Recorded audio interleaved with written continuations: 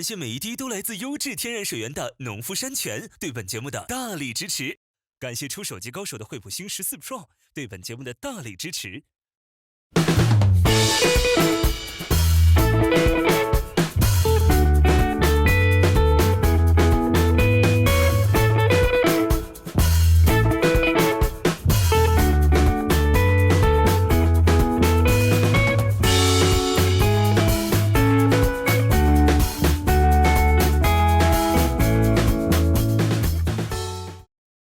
感谢每一滴都来自优质天然水源的农夫山泉对本节目的大力支持，感谢职场颜值与实力担当的惠普星系列对本节目的大力支持，感谢全国1000多家店的中式快餐老乡鸡对本节目的大力支持。欢迎来到职场观察节目《合伙吧少年》。今天我们有新朋友了，董元磊，欢迎磊磊。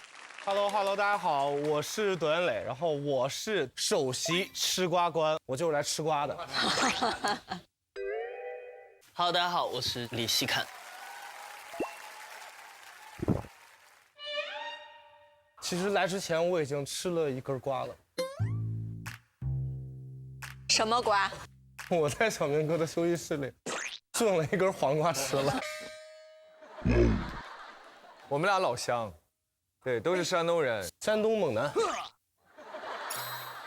我们已经看了实习生4期的表现了，到目前为止，大家心目当中的宝藏员工是谁？上一期我觉得宝藏员工是朱顺杰，我没有想到他自己扛下了一枚铜牌，所以我突然对他这个人的人品啊各方面，我觉得有了不一样的看法，再加上他的专业能力也很强。因为我觉得到最后慢慢开始进入实操阶段了。朱顺杰的他的那些以前学蓝带的厨艺的东西，是可以帮助他在后面的进程当中更好的展现自己的。我觉得是戳戳，因为他虽然有2个那个铜牌嘛，就张浩宇，但是他就是感觉好像有压力之后，他现在斗志昂扬，所以我觉得他未来应该会不错。好专业啊你。专业的工作能力加情商，就这2个合在一起的话，我觉得袁金城比较有优势。对，我觉得他有很多东西会感染到我，所以我觉得他很棒。上一期服务设计的任务一下拿了4枚铜牌，所以现在这个思思跟浩宇身上都已经有2块铜牌了，也就是说他们再拿1块就要离开了。当你有非常大的压力扛在自己肩上的时候，可能你的表现就会变得没那么好。那有些人是能够在压力面前反弹的，但有些人可能就心理素质不好就垮下去了。我记得上一期小明哥说过，就是您是那种越挫越勇的。对。同为山东猛男的磊磊呢，你是越挫越勇的，还是其实你如果在一个低谷的时候，你需要很长的调整状态？他一看就属于处在低谷会狂吃的那种的。哎，为了解压，我吃完了我就没事了，开心了。我是一个很喜欢美食的一个人，我会做饭然后来解压。我跟他们年龄差不多嘛，但我觉得我这个年龄想变得很理性其实很难的，我觉得还是要感性的时候会多一些。来，赶紧先擦擦汗。山东猛男就是不一样啊！山东大汉。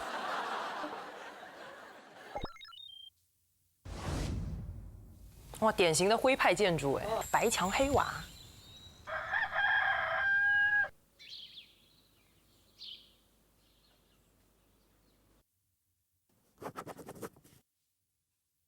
Hello， 我们先找个座位坐下来吧。好。那我们会议就正式开始啊。我们接下来的任务就是我们要为上海的旗舰店去设计一道我们的王牌菜。旗舰店新菜品研发任务机制，本轮产品设计能力考核共分2轮，实习生将分为4组。第1轮，实习生们需完成新菜品概念设计方案，并进行宣讲。第2轮，实习生需按方案制作菜品成品，参加内部品鉴会，由带教团和老乡鸡特聘专家进行评审。每组配备1位老乡鸡研发总厨参与共创。通过的菜品将亮相合肥潮流夜市进行市场品评，由年轻潮人选出最受欢迎菜品，获胜菜品最后将在旗舰店售卖。加油吧，实习生们！所以2轮我们都会分别评出名次。哇，这2轮这么急吗？我们这一次将分为4个组，所以大家每2人为一组，自由组队。如果你想让谁一组，就把他拉到你的身边。小猪，这个环节应该是你的强项吧？小猪自己可以出4个方案。对。哎，戳戳感觉摸下巴要抱大腿开始，压力好大。他这边是香饽饽了。猪猪也太火了吧！这是你们的分组，这是你们的分组。你看老李最主动，朱顺杰不搭腔，有点怕他。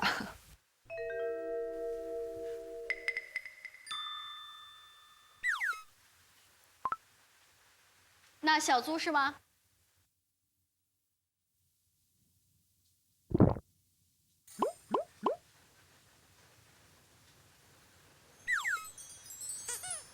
好，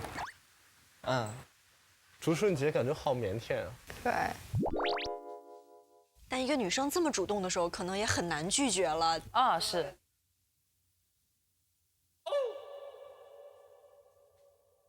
一个是专业蓝带厨师，一个实操的。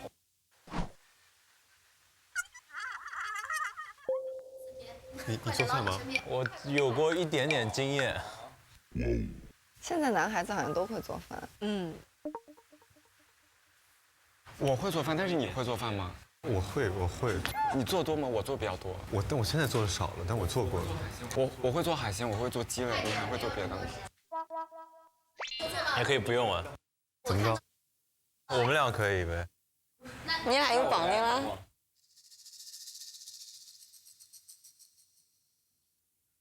那好，那我们就这样。这么随意。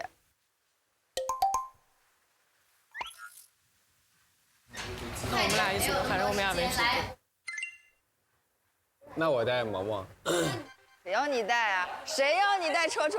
他带萌萌，戳戳还说我带萌萌，这是哪来的底气？我会做饭。他也想跟我一组。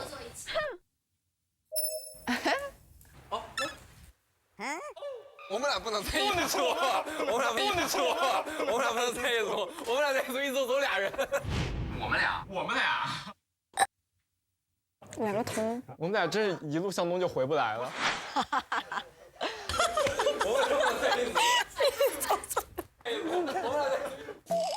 那我和音乐还是萌萌？音乐和萌萌都挺好的，这女孩都很优秀。怎么办嘛？我们俩已经合作过了。我再分享一下成本的宣传，然后还有就是一个小细节，就是老乡记的区域竞争力，以及我们的线下门店是一个互动的空间。我们俩已经合作过了。对。他们俩的合作不太愉快，音乐在特别婉转的说：“我不想再跟他一组。”戳戳绝对是个急性子，戳戳很清楚自己要什么，他需要一个可以被他领导的人，萌萌特别适合他，比较顺从。对，其实我觉得戳戳有点官迷。你看他当队长那期，他得别人重视他，他在这个团队里得在一个比较重要的位置，主导。我跟萌萌。对，对面吧。来坐啊，坐在一起啊。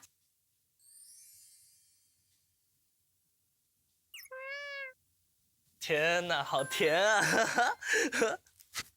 音乐跟俊逸是吗 ？OK， 萌萌跟浩宇。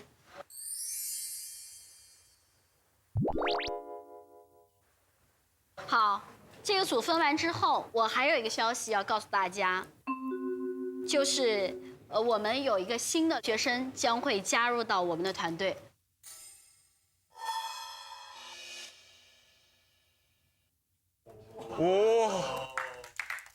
村里来新人了。同志们，拿出我们欢迎的气势，把他吓跑，把他吓跑。应该是个女生吧？男生。哎，你看，男生想要加入一个女生，女生想要加入一个男生。当然了。我压力就来了。我觉得一个团队里女生太多不太好。为啥？我就很怕女生多的地方，因为女孩子比较敏感。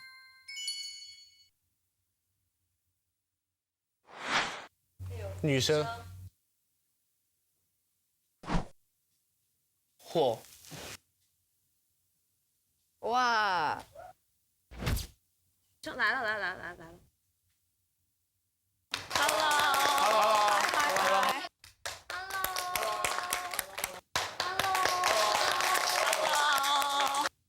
哎呀，老李打量。你看音乐的表情，看看好不好看？那我们请红英给大家做个自我介绍。大家好，我叫红颖，然后我的英文名叫 Claire。前3年在澳洲一个世界第一的科技公司做销售队长。人家是有经验的高手。希望我可以帮到大家的同时，也可以把你们干掉。哦，厉害了！哇！ OK， 那红颖，请坐那边啊。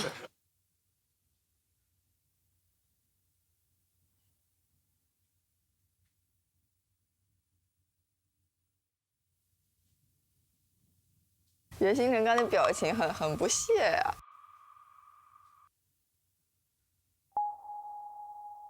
我叫袁星辰，然后针对您刚才说可以帮助我们，当然欢迎，但是如果想干掉我们，你也要做好准备。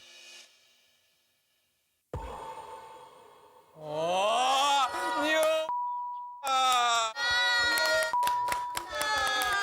哎呦，讲出了所有人的心声。这种职场新人应该还是比较少见的吧？谁会初入职场这么冲啊？我觉得好像女生和女生之间有的时候就会看眼缘和气场，那我会觉得，哎，这个人可能锋芒有点太露，我不是很喜欢。我会觉得他说话语气太大。 我会觉得他会无形中树立很多敌人。他的着装跟他的表达很统一，都是那种攻击性挺强的。我觉得他就是上来定了一个这么大的目标，我觉得可能有点像那种鲶鱼效应，能激发别的成员这种斗志啊、积极性啊什么的。 从老板的角度来说，如果你有带着明显的、强烈的个人标签进入职场，老板就会记住你。在职场上面，我觉得能够让老板看到你，从而以后有事情找到你的最重要的一个方法之一。树总，你会喜欢新人这种很高调的态度吗？分不同的场合，但我自己认可的是什么呢？先低调一点，把事情做好，逐步赢得大家信任。 就是一开始呢，你给大家感觉是个青铜，然后是个王者。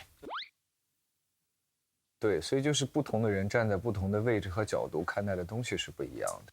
但我相信里边的男生应该还会蛮喜欢的。随着我们的新的伙伴的加入的话，规则也会升级，就是我们会产生3金3铜。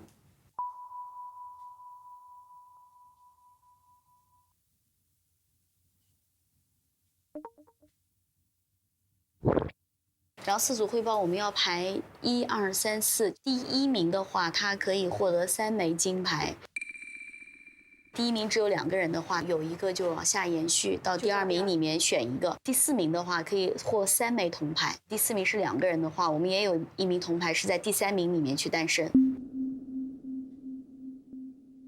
天哪！ 红颖是这样的，我们现在呢分了4个组，那你会去选择加入到我们一个组里面？他是直接一个人加入那个组就3个人是吗？对。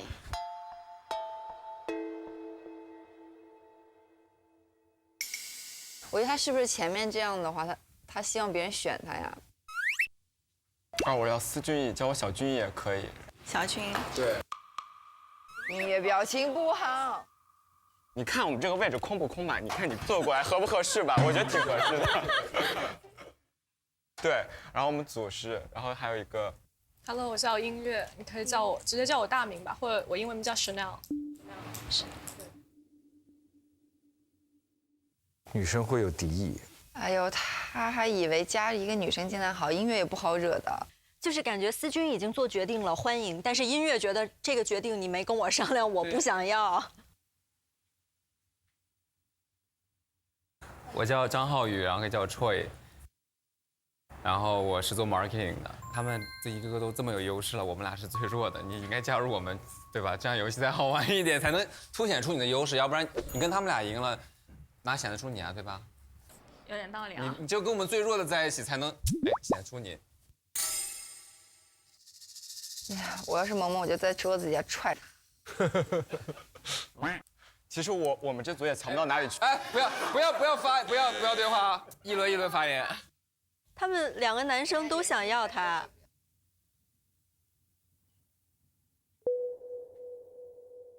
所以红颖，你会去选择哪一组加入，你就坐在他们的身边。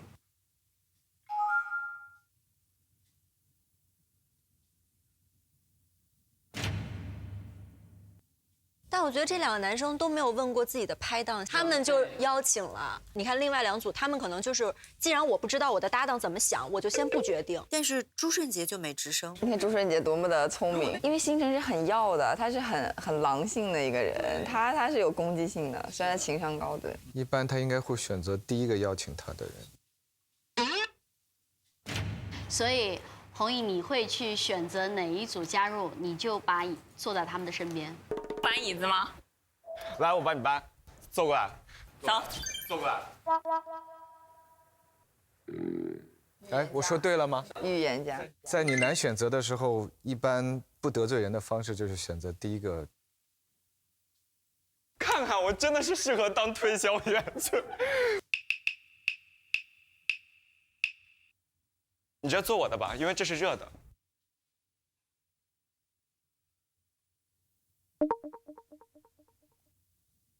音乐想要他坐旁边吗？思君一看真的是年轻，怎么能把自己放在2个女人中间的位置，自己主动选择了一个这么难的境地？我好心疼音乐，但我觉得他应该特别感谢思君逸。如果没有一个人主动抛出橄榄枝的话，其实对他来说，对一个职场新人来说，是一个特别难的一个处境。就比如说，我觉得，比如小明哥啊、欣欣啊。比如平时拍戏，就经常，特别是新人阶段，你们要进剧组的时候，特别是中途进入，大家已经都非常熟了。欣欣，你有过那种吗？比如哪个拍戏，你进去的时候，你会有特别强的不适，就大家其实都已经很熟了。但是其实我们演员还好，因为其实演员就不太需要一定要跟对方关系非常的好，我们去配合。虽然我们演戏是互相搭戏嘛，但其实大家在那个下也可以不联系的。我们这个工种是比较特殊的。像我现在新拍一个戏，就因为我很少跟比上一辈的演员接触嘛，然后就是他是演我爸爸，然后我也不很怕跟他们相处不好，但是后来我们经过对戏啊或者这段时间相处，我们2个就是私下关系也很好，我觉得这也能作用到我们的戏当中，这当然是最好的。演员的对，这最好。跟你说没了，句号。其实当演员也没那么容易的，演员的信念感是极强的，因为我们经常要借视线，要对着空气说话，哭啊笑啊，经常你们看到的以为我们在对着人说，其实有时候演员站不了的情况下，或者对方演员可能没有来或有些事走的情况下，我们要对着一个视线，一个假的地方，还要说得非常的真诚啊，包括无实物练习，所以这种信念感特别强，需要专业演员需要很长时间的训练的。那当然也有天生就在这上面强，所以职场我觉得也是，就是信念感是特别强的，就是你要对自己有信心，别人也才会对你有信心。但具体底下你到底能不能行，还是要观察一段时间。这一次的一个菜品研究的这个方案呢，必须要包含这个菜品的概念以及它的故事啊。第二呢，这个菜品它的受众群体它是谁，针对于顾客的喜好程度、偏好进行分析。第三呢，它一定要具有核心的竞争力。第四呢，是必须要包含我们的主辅料的清单，这样才能够进一步的落地和实施。那在这个比稿的过程中，我们重点会考核什么呢？第一个，它是要符合老乡鸡的一个菜品出品；第二个，它是要符合我们上海旗舰店的它的定位；第三呢，是要符合市长爆红，然后转成为长红的这样的一个特质和体制，需要大家进行大胆的一个创新。那现在是1点40到晚上的5点钟，我们回到这里来，期待你们的创造力。我们下午5点钟这里见。预估一下，比较看好的是哪个组？我比较看好3个人。首先，2个人很容易出现一个互相僵持的这样一个局面。再就是这3个人分配的还挺好的就是映月的这个理性，然后这个女孩的销售。我觉得他们这组是最不好做决定的。如果新人是这个意见，音乐是这个意见，你怎么办？你是司君毅，你听谁的？我会让2个女孩自己做决定，对。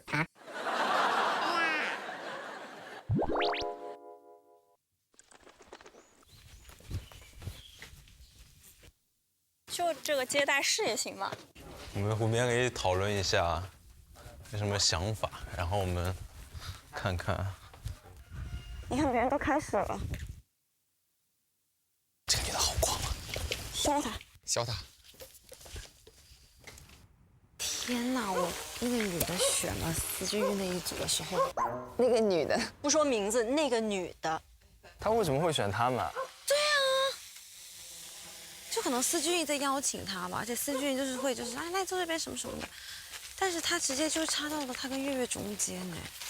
哎，你看我们说的点是一样，老李感受的也是这样。这女孩子很敏感，不好哎，这样子，月月整个脸都变了。3角都会比较稳。其实我已经有一点点想法，我可以跟你们先讨论一下。非常好，我们需要的就是这样的人。完了，就你话多。那你的那个 PPT 要不 share 给我们俩？可以啊。你有钉钉吗？有。我来加你，你已经有账号了是不是？为啥？我的网没连上啊。再点一次这个，再整，对就好了。因为主要的话，上海白玉兰广场它附近的都是一些写字楼，再加上一些商场，所以它其实是一个蛮高档的地方。大家基本上都是比较倾向于拿一杯星巴克，然后手上拿一个三明治。但是我们为了要符合品牌的话，我们还是要稍微比较偏中国化。安徽有一个小吃类的东西叫做烧饼夹肉，然后我们可以把里面的肉替换成鸡肉，也就是老乡鸡的鸡肉。因为其实上班族比较多，你不能让大家吃得很狼狈。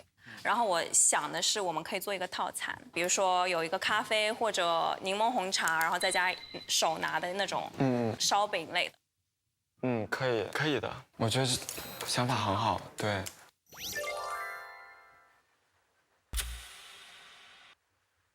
他得罪人了。我觉得他是有点老好人儿，跟谁都好。女生很怕这种。女生喜欢你只对我好，对，你只挺我，没错，你是跟我一伙儿的，只站在我这边。所以总结一下你的思路，就是做一个 to go 的食物，对，主要还是外带那种，不是堂食，然后不算是特别正餐，但是下午茶那种比较多。对。所以饮料方面，你想的是咖啡还是？咖啡也可以，或者红茶也可以，就茶类嘛。但现在老乡鸡是没有饮料这条线，就怕做咖啡可能打，因为我们隔壁就是星巴克。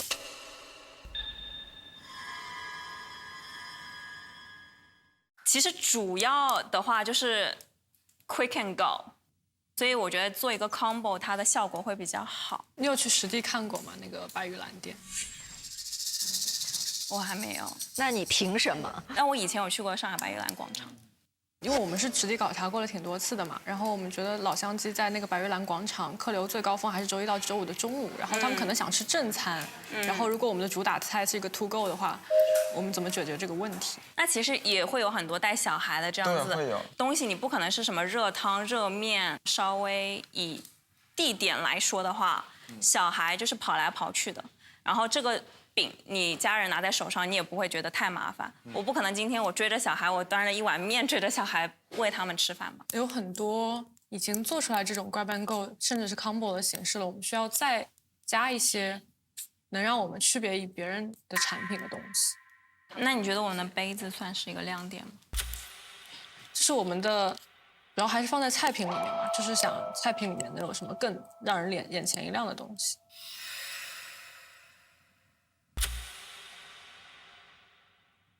陷入两难。你看左边看右边看， 2个女生之间的战争真难啊！这么长的时间，思俊一句话都插不进去。那我们要不然就做那种绿色健康蔬菜馍嘛，就是那个馍的那个面粉里再加一些蔬菜粉或者各种其他粉，它的颜色也是不一样的。颜色呀，颜色会很特别啊，绿色的馍呀。对，我觉得就是比较什么膳食纤维的，什么绿色的粉，颜色的一个差异化一个，其实也蛮吸引人眼球的，对吧？可以加进去。我觉得我们还是要找一个亮点。音乐不同意，你俩居然给定稿了。来，我们再确认一下，其实我们的概念就是应该是 quick and go 这种吧，对吧？但是我们是不是要准备一个说辞，就说为什么我们不是做一道传统那种堂食的热菜，而是要让老乡鸡发展这种？他之前的理由啊。他竟然替他说话了，好伤心啊。音乐会很难过的。哎呀，这个男的怎么能这样呢？就是小明哥就绝对不是这样的人，是吧？绝对不是。我觉得我们可以直接插几个白玉兰的那种图片，然后就讲就好了。就插着那些白领，最好是拿着东西的那种，对吧？对，在外面那种的。最好能找到数据，就是比如说老乡鸡，其实它的中午的话，用餐比例已经有63%以上。够了，就这一个数据了。哇，音乐已经非常不爽了。老乡鸡的早餐的比例非常少，对我们很多店不设的。所以其实我们要补足的是他们的早餐和下午茶时间段，因为其实他们中午的核心竞争力已经很强了。哦，这个点是好的。好的，那我们就这样吧。思君怎么了？他俩现在是一伙的了，感觉。为什么？我们能不能去外面？我快被闷死了。因为太热是吧？喘不动气了。那我们过去吧。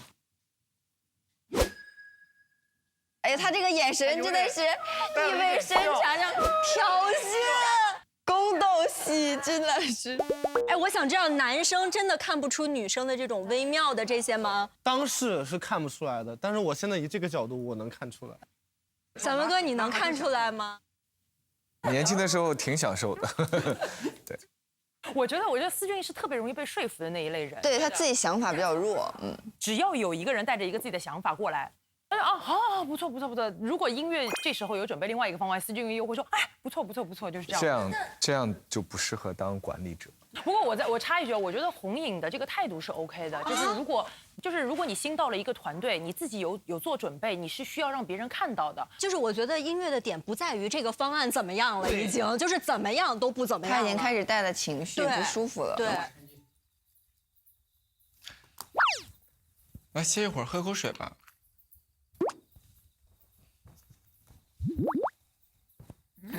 口感不错。可以啊，一口就喝出差别了呀。这是农夫山泉推出的长白雪，是一款天然雪山矿泉水，它是源自于长白山原始森林，而且经过了大约30至60年火山玄武岩的一个进化，口感当然不一样。你看它包装上也有巧思，将长白山动物眼中的长白雪生动呈现，很高级。对啊，就像我们菜品研发一样，既要保证品质，又要提高颜值，这样才能长久吸引客户啊。哦，外面真的是比里面凉。啊，那有桌子，我们就坐那边桌子吧。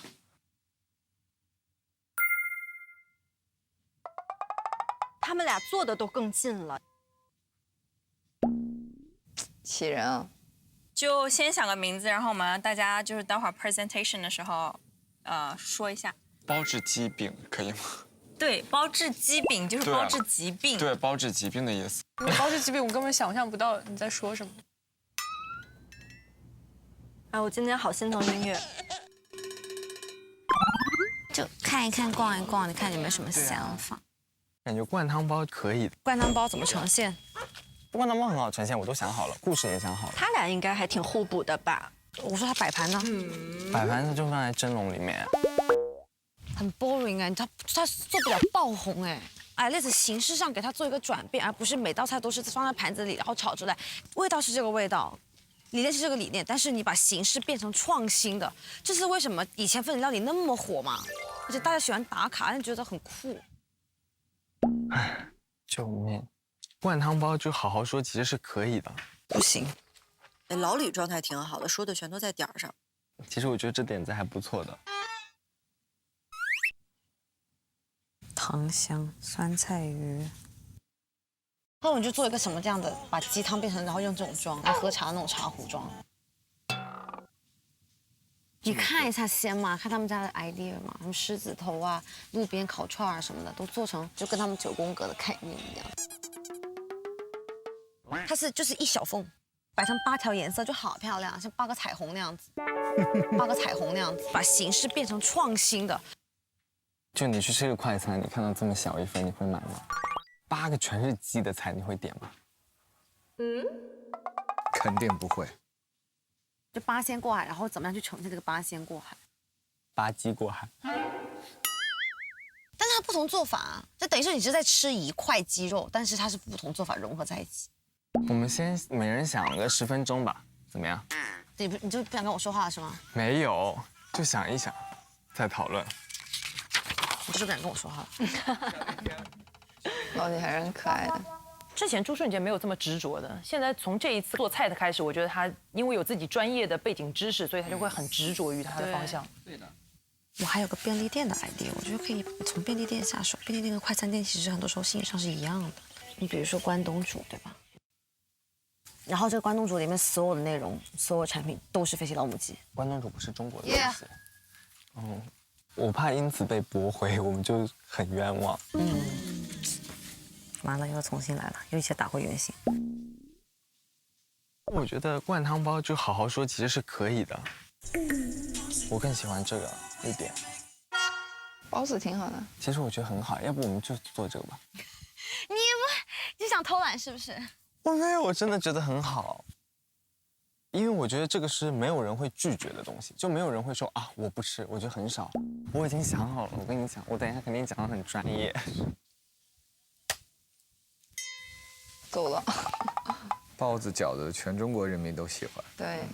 记得很小的时候，我们青岛出了一个叫青岛大包，100多块钱一个。什么馅100多一个。这样看，那个时候100多块钱，天价。我妈妈1个月工资才800块钱，要不就是整包都是大海参，要不就是很大的虾，要不就是有鲍鱼的。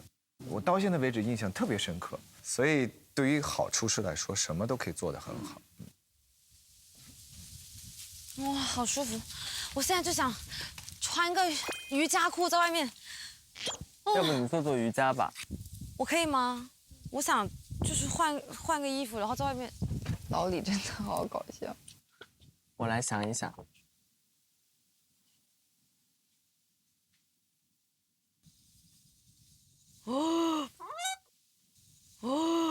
哎，里面是一口井哎。对啊，它还可以抽水上来呢。好深哦！我很害怕井这种东西，你知道吗？我觉得它就是像人心一样深不可测。哇！我刚刚问了我朋友，因为他一直吃老乡鸡，我问他还缺什么菜，他说他觉得是包子。实用花其实可以用起来啊，漂亮的。我想想哦。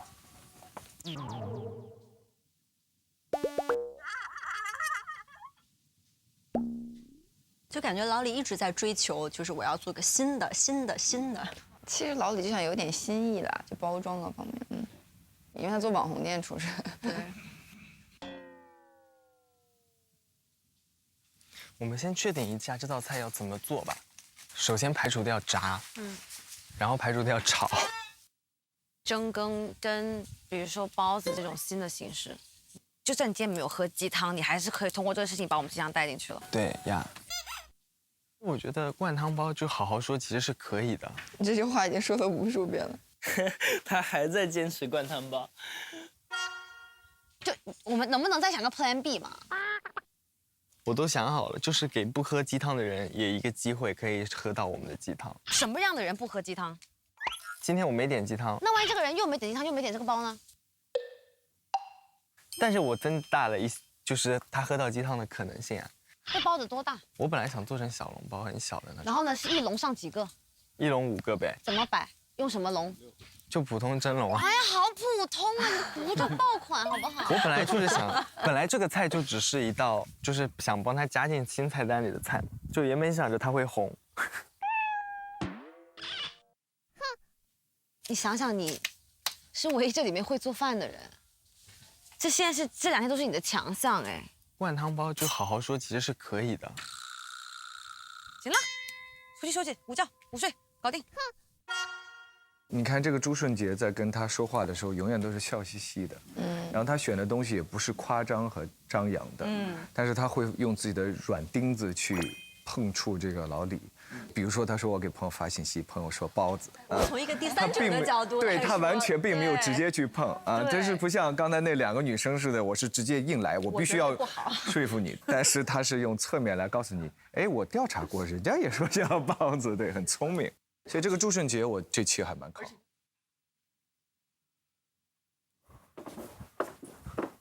你到哪儿？到这里面吗？还可以充电。可以啊。那就坐这儿吧。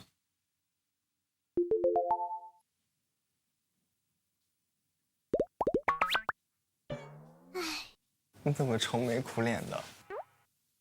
我其实完全在想摆盘的东西，因为我觉得最直接直观的。我们可以把包子放在茶具里面，然后再换一个展现方式。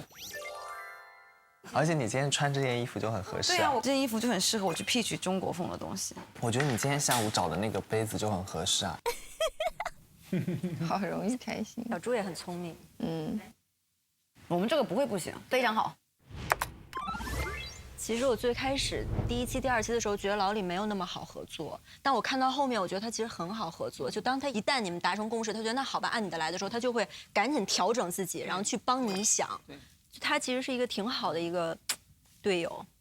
刚刚在那个提要求的时候，里面有一条要求就是要从爆红一直到长红。爆红和长红说着很简单，哪个当演员的不想自己爆红和长红？哎，爆红长红如果只能2选1，小明哥。长红。欣欣。长红吗？爆红。为什么？为什么？因为还没有尝过，因为还没有尝试过。我觉得你说的对，我得试试。爆红肯定是需要付出代价的。当一个人从没有到突然有，一定会在某一个阶段失去自我。当然，他如果心理承受力好，他又会回来。我也有过这样的一段时期，而且不止一次，是很多次。当你以为你已经触底的时候，你会发现老天让你再触底。当你觉得我要绝地反弹的时候，你会发现更狠的在后边，所以你会变得越来越坚强，只要你扛得住。这里是有人吗？或者是没有人，可不可以进去啊？可以吧？救命啊！我查了上海的代表名菜啊，虾子大乌参。我觉得不要被上海局限住吧，因为上海人会吃的都有人在做了，我们就拿出一道不一样的。然后上海很国际化嘛，我在想我们要不要从别的文化里看看有没有别的菜可以改良的，然后拿过来。你有吃过奶酪鸡吗？奶酪鸡。奶酪鸡。对。听起来就不好吃。就比如奶酪鸡其实就是韩国的一种吃法，就是鸡肉，然后在那个铁板烧上，然后焖完之后，然后浇上一层就是煮成液体的奶酪，然后淋上去，然后吃的时候就像披萨鸡一样。就他那个用的叫就是披萨 chicken pizza。Yeah。那你的 concept 就很难想。我明白。没有人吃鸡的刺身吧？哎，我觉得有点恶心啊。OK。你吃过带肉的汤圆吗？汤圆其实本身就不是一个高消费品似的一个菜品，太多碳水了，而且它真的不好吃。汤圆好吃。好吃。你有没有想过，喜茶那种，就上面有一层 cheese 奶盖，鸡汤上面如果加一层 cheese 奶盖会？我是在想，我感觉有点恶心，说实话。讲话好扎心啊！哎呀，卤肉饭都是卤的五花肉，对，卤鸡肉，有没有什么新意？八宝鸡能不能做改良？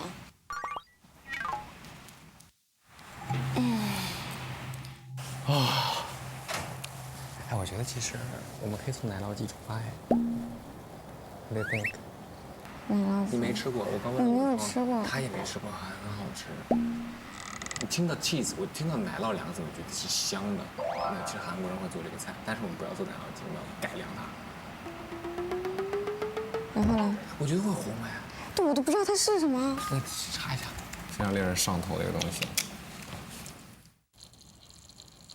是不是觉得是香的？部队锅？不是部队锅，它只是部队锅在炖，但是是奶酪，然后但是很韩国的吃法，就是鸡肉，然后每一块在上面淋上那个鸡肉，然后你每吃都给你焯一块，然后我们这边下面一直咕嘟咕嘟咕嘟一直是咕嘟的，然后想吃的时候就给你夹一块。你看看别的视频，它有很多种做法了，就是反正就核心概念就是鸡肉淋上 cheese， 然后是很嫩的鸡肉，like this。你要怎么改？你想一下改的东西，我想一下 concept 好不好？我们先定要不要做它，我再给你看点别的，要多看几个没关系，多看几个给你。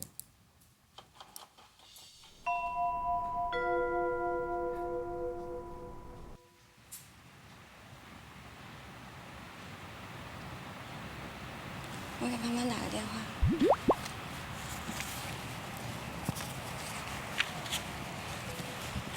喂，潘潘，我们这边给到了2个信息，说我们要做上海旗舰店标准的。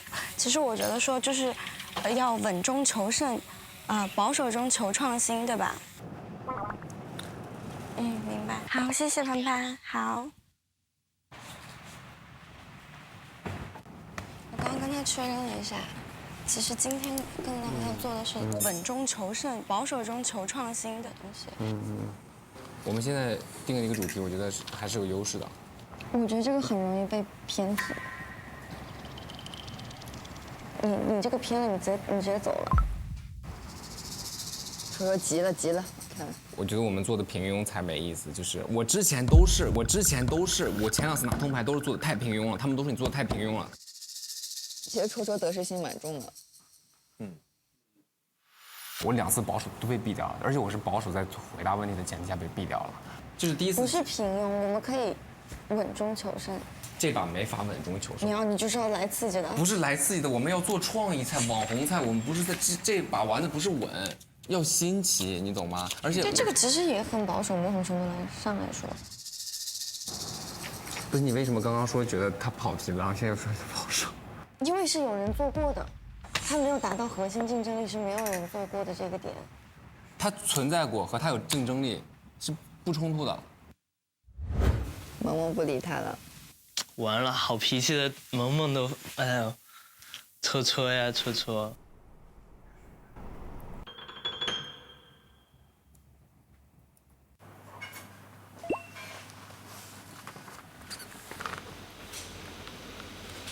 Where's 奶酪鸡啊？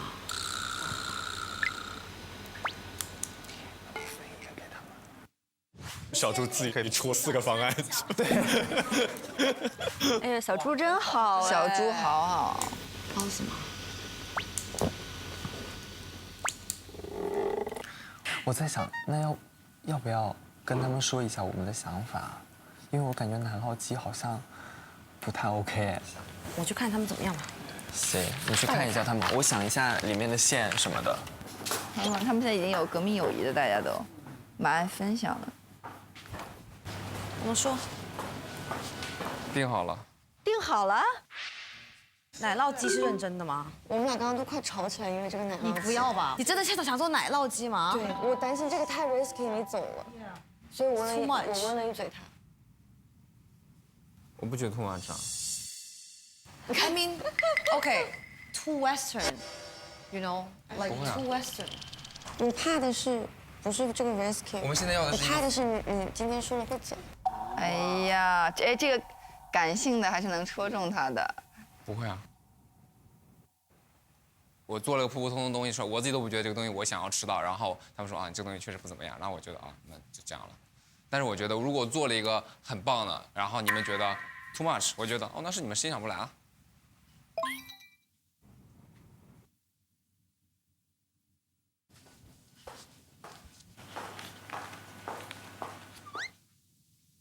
还是奶酪鸡。Why？ 因为Troy觉得，如果他不创新，他绕在了他想要创新的一个循环里嘛。我觉得还是想自己画。楚楚还是想给自己画上一个比较精彩的一个结尾。但他如果选了奶酪鸡，他如果输入的话，我觉得他也会心甘情愿，他得选一个自己真的想要选的。但我要是同事，我不想和他一组。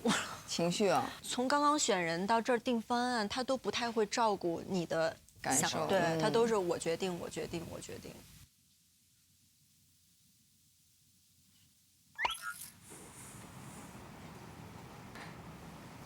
你想用这个是不是？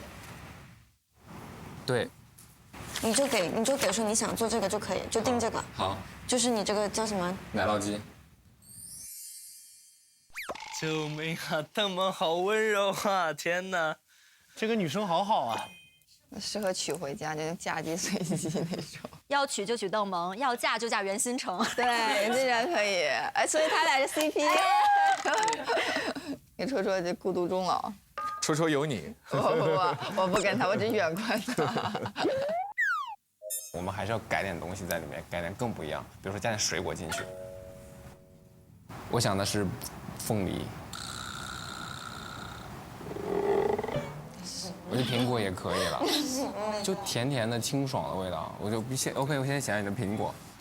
我们做taco形状好不好？就是你知道一个梨如果是这样，我给它削一下，削一个尖出来。可以。它就是个taco形的。可以，这个好，我觉得这个好。可以吧？哎，萌萌好，马上就帮他想。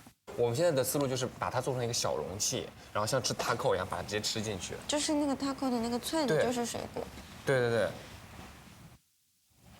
哇，这个菜毕竟爆红啊！听他们的描述，感觉这个要垮。我也怕戳戳走哎。我们去哪儿呢？都行，看，找灵感。正确的感受吗？可以啊。哎，他俩应该很和谐吧？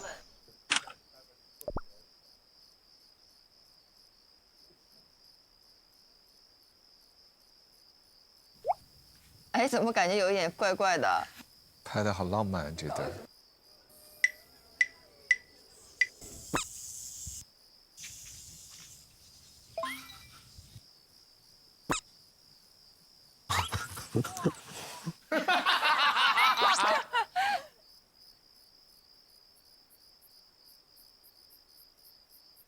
有点热，那要不然现在就走？走，走。好，我来，走。他们这是最浪漫的一组，目前4组里面。我们的摄制组是拍偶像剧出身的。其实刚才有说一个想法，就是他是拿2个不搭嘎的事情去碰撞，就比如说生椰拿铁，椰子跟咖啡，第一开始传播的很好，对，然后它其实口味也跟拿铁差不了多少，所以它就能留存下来。对，我想就是菠萝鸡、芒果鸡、菠萝芒果。对，我觉得学水果跟鸡肉结合一下是有点意思的。要不然我们就在这讨论吧。这个桌子，我觉得我们要不然就是水果鸡，我们可以选一个水果。水果，你觉得呢？我觉得得拿一个突出的水果作为主要的那个爆点。干椒水果鸡，我觉得是不行。是的，草莓鸡，草莓，哎，看看草莓怎么做的。你哇，这很健康的感觉。搞不好就是一个暗黑，是个桃套，蜜桃配鸡胸肉，榴莲鸡，也可以，就是肯定会火。榴莲鸡，感觉他有点想尝试。我也想。榴莲我喜欢。那榴莲应该造价比较高哎。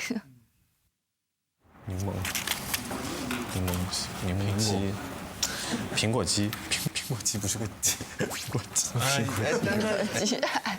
哎，对吧？那这个有啊，可以，把它贴一下好了，看能不能贴住，然后我们选一下，你能看见吗？对，怎么搞？现在是选呗，这个是黄桃水蜜桃为代表，反正就我们挑一个主料呗，其他那些可以当辅料也没关系。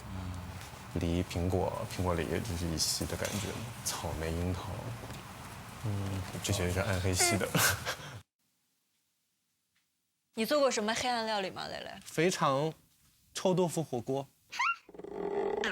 哇，我想吃，我爱吃，好极致啊！再加榴莲奶盖。那你家走廊里可能，再放点芝士。你看楼下觉得咋了？这3样都是我喜欢的。但是肥肠炖臭豆腐真的好吃哦，好香。小明哥，你做过什么黑暗料理吗？我做的都是黑暗。我觉得有些水果你提到它的时候，你是有味觉感觉的，有一些是像榴莲我会闻到，这个不用说，这个是肯定会爆的一个东西。但味觉实现上不知道了。芒果的话，我觉得是比较有视觉感觉的一个。对，因为我就是考虑到就是供应链，其实如果说你要加很多品类，会挺复杂的，就加已有的这个对。我觉得这一直是袁新城的优势，对，就他一直想什么都还往落地了想，可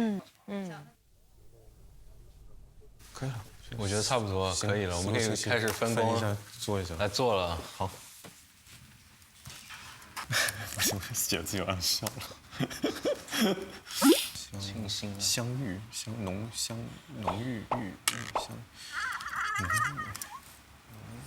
爽口。这个词 make sense 吗？香芋爽口。可以的，可以的。他们俩真的氛围挺欢乐的，4组氛围不一样。小明哥让你空降一组呢，你去这4个组里的哪个组？他第一组需要他必须得去第一组，我们一定把他准确投到那里去，他必须得去。哎，蕾蕾呢？如果你要选同事，你最想和谁做同事？我老李，或者是萌萌吧。为什么？不是，因为我也会做饭。比如说我用我的想法去，比如说说服了老李之后，他就可以协助我，就可以全心全意的协助我，我会觉得会工作起来会很顺利。萌萌呢，我就觉得就好可爱，好看，就乖女孩，就特别想照顾她的那种感觉。你就选一个让自己干活不累的人吧。就是我都干，我也认了。对呀，这就是好的一个工作伙伴呀，就是让我工作起来不累。乔欣想去哪组？吃瓜去吧，咱们去第一组。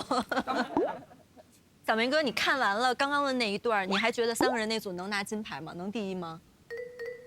我会有点打鼓，对，现在我不好说，对。我因为包子投给老李，但就怕会不会觉得太普通，就是实际上菜品创意啊是有很大难度，他只要有创意就能落地，对吧？对。你比如说小明，你搞餐饮你就知道，你不可能满足所有的人。是的，对，但是你还得保留自己的特色。Yes， 信心满满。音乐都自己走在后面，不等他，你看，哎呀，跟打仗一样的，天！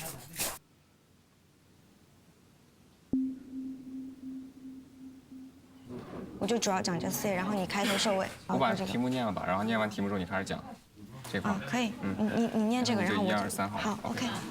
你改完了没？不改了吧？不改了吧，就这样吧。行，那我就保存，我导出了啊。好。然后说人对多那组你先上去，你就要死了。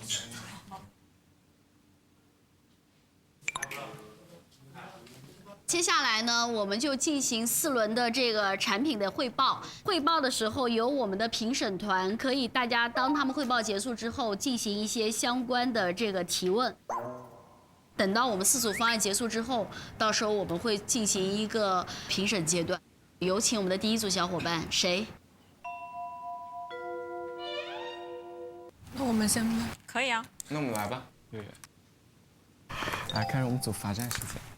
包治百病，这个我感觉应该是司俊逸想出来。包治百病。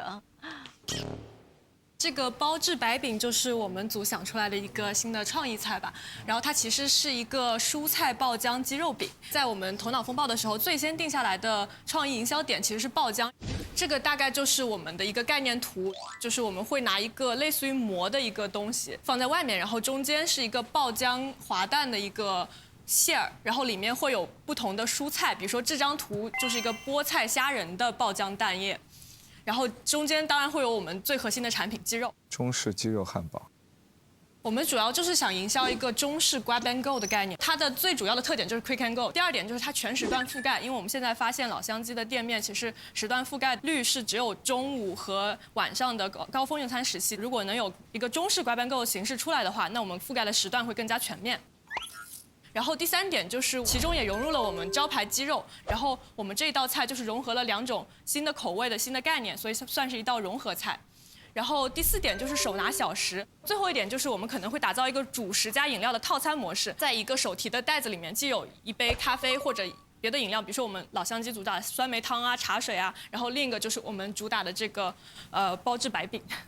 接下来就到我的目标人群分析了啊。首先我们分成2大类，一类呢就是我们的白领啊。我们的白领呢，第一点就是很少堂食吃早餐，因为我宁愿多睡一会儿或洗个澡出门。然后第2点就是午餐自由度的一个受限，它的受限从2个维度，一个是时间，一个是距离。然后第3个点呢是下午茶概念。其实现在越来越多的白领喜欢下午茶这个概念，而且刚才所想说的一个创意包装啊，因为刚才我们的创意包装就像大家所看那样是一个3角形的，因为这个包首先呢是可以露出一些汤汁，第2点是因为再多买几份之后可以给它拼成一个蛋糕的形状，因为比如说有个白领他今天过生日，那就可以来我们的老乡鸡去买份这样的一个东西，拼成5、6份，然后给自己同事吃，哎，又健康又少盐，而且呢还把自己的一个生日给过完了。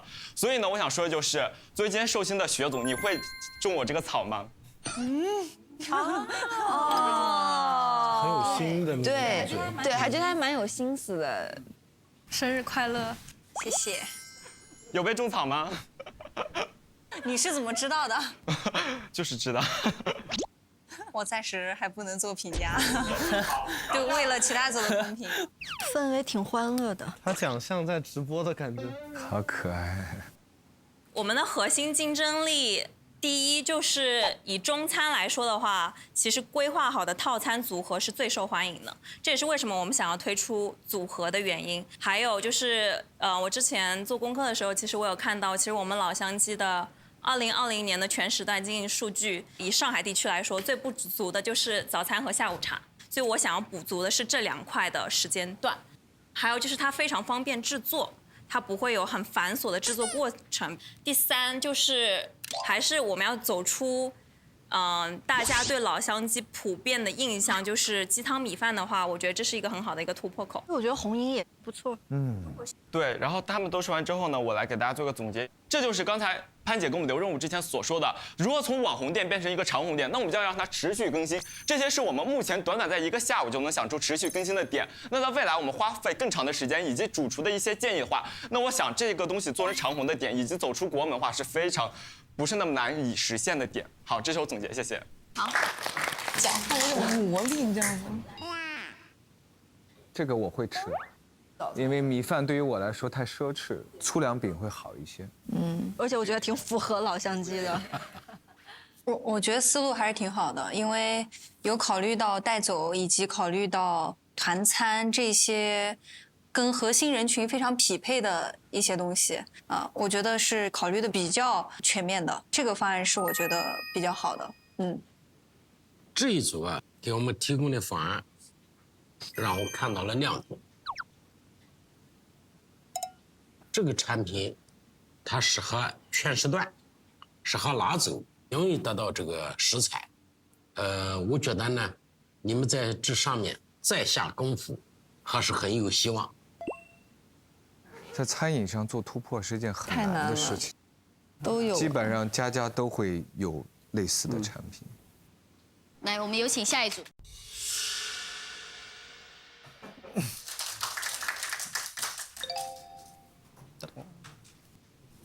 李现，好。你去哪？你去哪？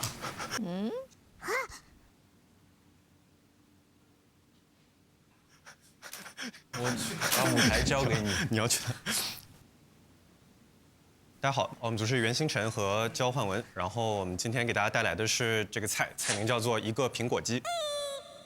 苹果鸡是这个苹果鸡，不是那个苹果鸡。我们品牌的概念故事啊，一个苹果鸡用一整个苹果切块与鸡胸肉翻炒，配合红绿、甜椒和当季的水果点缀。一个苹果鸡结合鸡肉的香醇和水果的爽口，倍感健康，拒绝油腻。一个苹果鸡吃了笑嘻嘻，希望每个打工人午餐吃了一个苹果肌之后，都能活力满满，笑出苹果肌。我现在来针对我们的受众来去进行一个分析，主要有3类受众。首先，大部分是我们的上班族，上班族他们的需求健康、好吃，能够快速的吃完，方便去收拾。而面对周边居民的话，他们有2个跟我们这个菜品相关的需求，一个是给孩子们传递健康的饮食习惯，另外一个是有好玩的事情可以做。那么最后针对探店者呢，我们觉得他们有2个目标，一个是打卡流量的地点，或者说流量的话题。那么另外一点就是向亲朋好友推荐有意思的事情。随着中国人民对物质条件的提升，他们对健康的要求越来越高。那么第2点就是用户们在吃到这个食品的时候，他们想看到这个食物是通过什么做出来的。然后第3个点就是说，在餐饮行业内，如果我们打造一个冲撞的概念，会非常容易出圈。那么我举的一个例子就是之前某咖啡品牌特别火的生椰拿铁，他们把椰子跟咖啡碰撞在一起，创造这个生椰拿铁，它在推出时候变成一款爆款。这也就是为什么引出来我们的这个菜品，一个苹果肌。我觉得还蛮好的，还蛮有创意的。它比较普罗大众能接受。我们其实是用一个我们湘菜、湖南菜当中有的一个水果鸡的菜为一个基底，但是我们做了一些减法，我们突出了苹果跟鸡肉的这样的一个搭配。在传播营销上面，我们准备去打造一个叫做“笑出苹果肌”挑战。那么你只要上传手持苹果的自信微笑的自拍到朋友圈，并使用这个话题叫做“老乡鸡笑出一个苹果肌”的话题，集满30个赞，你就可以免费获得1份苹果肌。这个是我们在推广期的一个宣传的一个办法。有网红的 feel 了。为什么我们想要选择设计苹果肌这道菜品？那么第一个原因是针对我们的目标人群，它的吸引力很强，他们是有健康这个概念的。那如果我们把这个优质的肉类跟水果搭配起来，那他们可能来消费的时候会发现这道菜是非常满足他们对健康的一个需求的。而苹果的设计不仅仅可以提到一个可能是开胃菜的一个功能，也可以提到一个收尾的甜品的功能。那么第2点就是和我们的旗舰店的原生态理念相呼应。那么第3点就针对我们老乡鸡这个品牌来说，我们的核心价值是好吃健康。那么最后一点，我们觉得它的供应链的可实现性很高，所以说我们觉得在未来有可能这个菜是可以复制到更多的门店的。苹果是好的，鸡肉也是补充蛋白质的，所以这几样加起来是相对比较健康的。当然，我相信他们做的时候肯定还是注重口味，对，所以就比较大众口味会。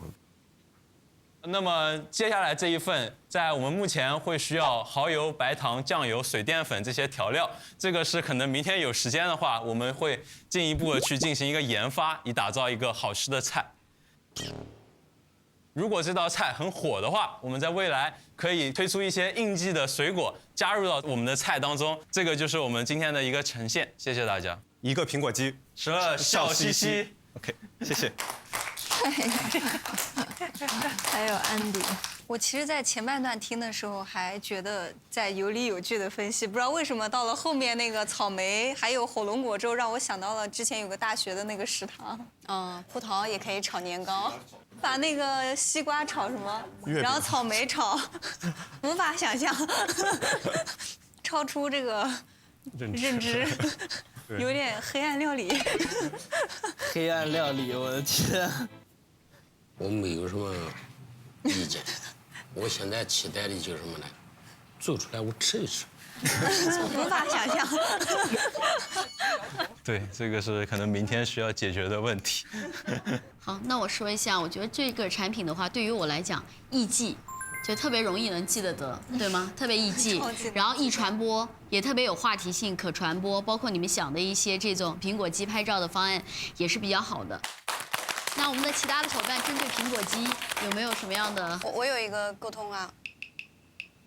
其实你利用了一个健康的理念和情绪价值，这2个是做了结合，而且跟我们想要表达给顾客的内容是吻合的。另外呢，就是有没有考虑过它的这个复合性口味，比如说你苹果是酸甜，鸡肉是嫩香，那还有什么？就是现在在竞争壁垒上面是比较弱的。也许方案做的漂亮，但不好吃，那就完蛋。我们会去进行进一步的研究。我觉得就是除了切片可能不太方便，其他其实都是有可以落地性的。然后其实你们可以考虑就是先做出一个苹果味的基础酱汁，然后先把苹果给上个糖色，这样它就不会氧化。然后炒完糖色之后再放鸡肉块进去翻炒，然后再加你之前做的苹果酱汁或者是一个比较酸甜口的酱汁，比如说橙子啊之类的，我觉得这样会比较好吃。我们今天晚上就吃这个好不好？这是我的建议。小猪真好，小猪在帮他们组完善方案哎，他们现在都互帮互助的。对。 OK， 下面还有2个组，